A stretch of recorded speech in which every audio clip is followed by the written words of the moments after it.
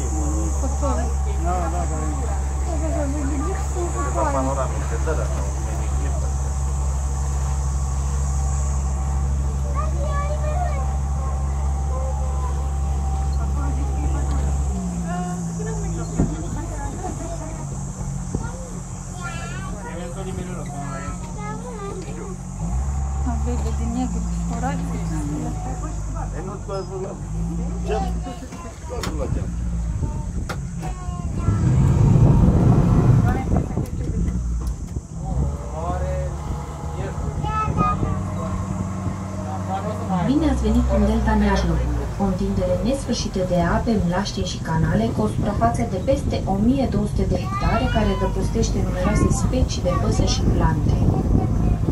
Această delta găzduiește peste 200 de specii de păsări, dintre care jumătate sunt protejate internațional, 18 specii de pești, 31 de specii de mamifere și o multitudine de plante foarte frumoase și rare, cum ar fi cuvica albatică. Este a doua zonă umedă a țării din punct de vedere al biodiversității, iar ca număr de specii de păsări este a doua după delta Dunării. Aici putem observa rața sălbatică, uneori gâsca sălbatică, pescărelul, lișița, cormoranul și, nu în ultimul rând, frumoasa lepădă, pe care cu siguranță îl văzut la intrarea în localitatea Comana și care este simbolul delta. Ca și curiozitate, Delta Neajlovului, împreună cu habitatele lacustre, se aseamănă cu delta fluviului Okavango din Africa, fiind o delta care nu mai întâlnește marea sau un alt lac.